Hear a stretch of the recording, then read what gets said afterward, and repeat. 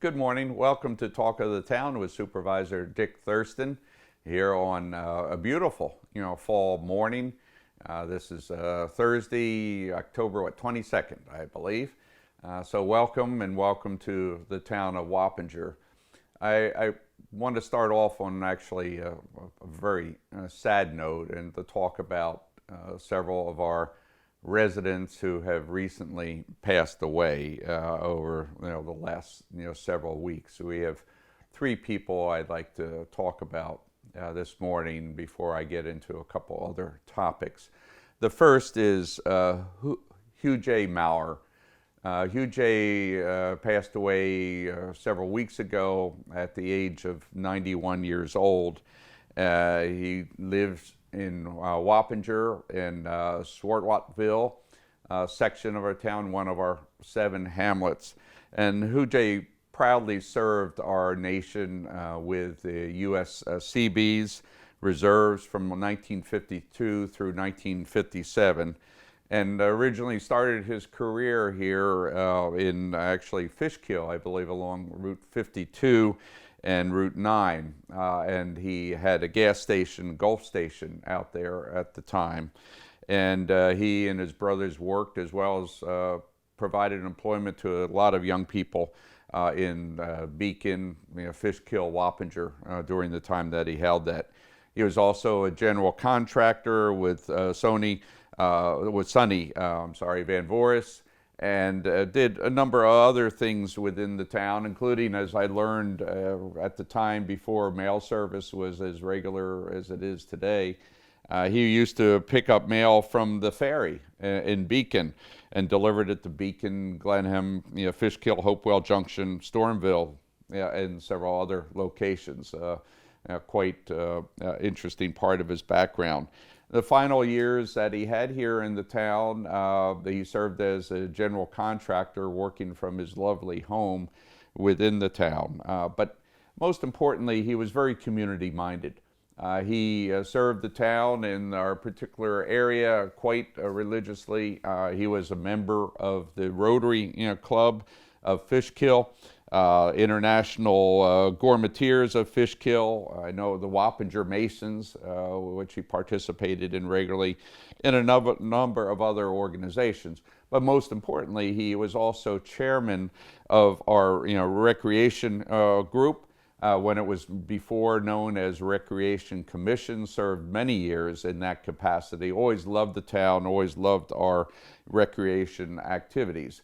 He was chosen to be in the Dutchess County Baseball Hall of Fame, and was a member of the board of Vassar Brothers Medical Center. So we want to really recognize his passing. Sad to see him leave us, and particularly hope that his daughter Lynette and his I think dog True North are surviving these difficult times. Our prayers, blessings go out to you, Lynette and True North, and we look forward to seeing you, Lynette, here in Town Hall as you often come in here and visit. A very sad departure also occurred with another very strong supporter of the town, Lisa Spinelli, prematurely left us as well. At the age of 49 years old just the other day. She's been a very devoted mother to Ryan, Taylor, Alexis, and Billy. And of course, her husband, Bill Spinelli, also plays a lot of important roles here within our town. So we're very saddened to see them leave. Lisa was a very dedicated, loving daughter to Marge and Pete Gehring. She's worked throughout the community, and I think she's been involved in the school organizations, but more importantly, she's been throughout her life one of these very important unsung heroes, having been a registered nurse and working with a variety of organizations such as the Riverdale Senior Center and also the Putnam Ridge Nursing Facility.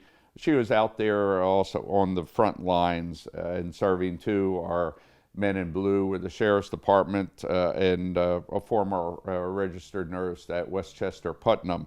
But as I mentioned at the outset, a very dedicated volunteer to the town of Wappinger over the years, serving on our Recreation Department committee.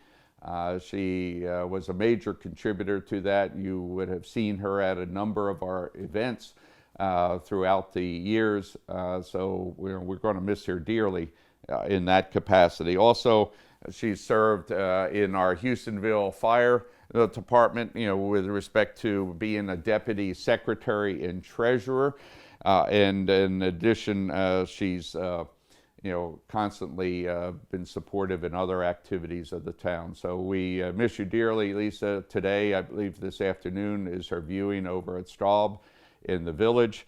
And we really want to reach out to your many relatives, but particularly to Bill and your 4 children, who I know are deeply distraught with your passing. And this is one of those unfortunate situations where also we are losing a good friend of the town.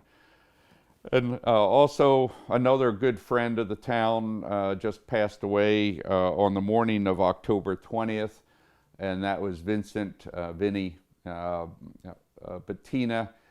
Vinny, as he has been known to all of us, was a very dedicated official of our town, also a great family man, and we've lost a dear friend in him as well. Vinny served his public career in town since around 1996. I believe it was in 96 when he was elected as a councilman for the 2nd Ward of the town. This is the area that represents, among other areas, Chelsea. Also, we have Thorn Acres, Chelsea Ridge, a number of communities in that section of the town. Vinny played an important role in many things that occurred while he was on the board from 96 through 2015. In 2015, he was appointed to be the highway superintendent, filling the role of our retiring highway superintendent at the time. And since then, he had been re-elected as highway superintendent and lost the election last year.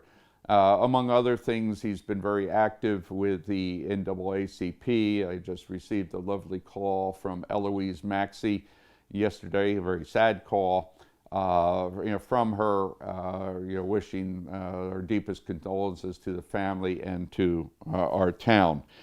He's been in other roles. Vinny was seen all throughout the area. Beacon School Board, he was in fact known as a coach because he coached many of our youth in this area. Also, the State Builders Association was president of that organization for a number of years. But a local born and raised individual, as we've seen with our other people that have passed. He's survived by his fiancée, Susan, and also his sister, Angela, our councilwoman from Ward 2.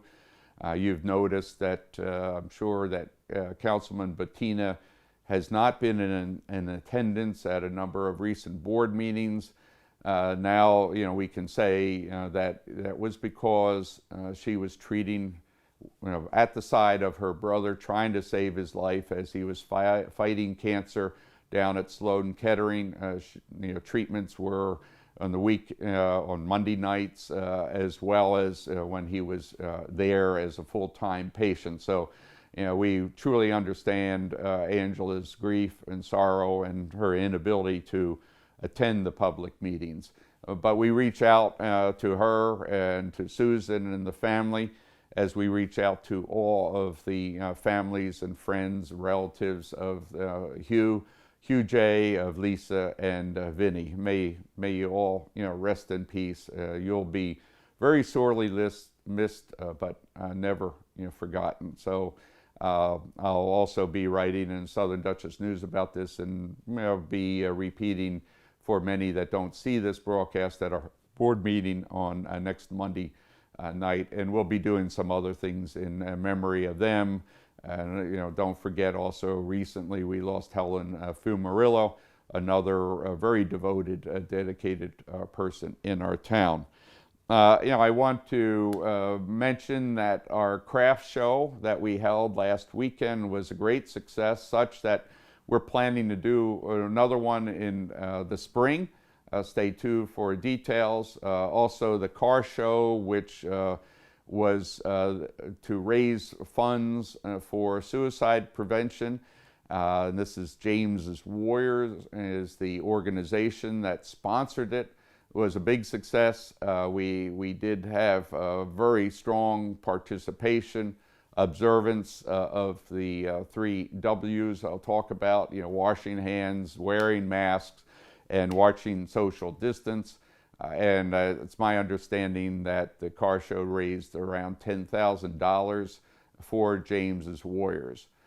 Town programs, we will have our next town program on Veterans Day. There will be a live ceremony outside of Town Hall at our flagpole memorial area. That will start at 1 p.m. So please come out. We'll have a full schedule as we have had in the past years. Looking ahead, we will be publishing our town guide in the month of November, getting that out. This will be the 2021 town guide, as I've mentioned in the past. So if you're interested in receiving a copy, please let me know here in the town hall. Send me an email, give us a call.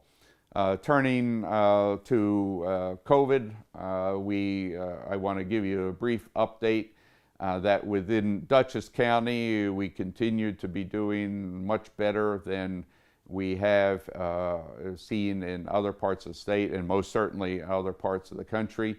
The testing is now around 203,000. Last week when I reported, it was 194,000 tests. The number of active cases have increased from 125 to 154, and hospitalizations have increased to 13 from 11. And as I mentioned before, this was really as a result of a couple of hot spots here in town. Deaths, unfortunately, we've had 1 additional death since last week's broadcast. Good news for the town of Wappinger is that the number of active cases has declined from 17 when I reported last week to 14. And our overall average in the county, 7-day running average, while it has gone up, it's still just around 1%, whereas the state is and region are around 2%. But I wanted to continue to encourage you to wash your hands, wear your masks, and to watch your social distancing, the 3 W's as we call them, and make sure that you do everything you can to reduce the risk of spreading as we are now seeing cooler weathers, more indoor activities. We're trying very much within our county and working with the county executive, Marcus Molinaro, to keep businesses, to keep restaurants and other activities open. Unfortunately, that's confronting a lot of challenges, but I've seen a number of restaurants. I go to a number of the local restaurants that do have outdoor seating, that also are putting outdoor heaters in place for at least the cooler days.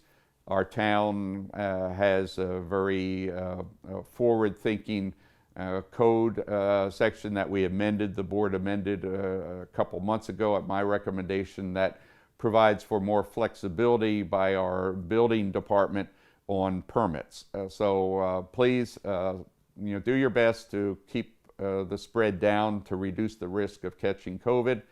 And until we next see each other, please stay safe, remain well.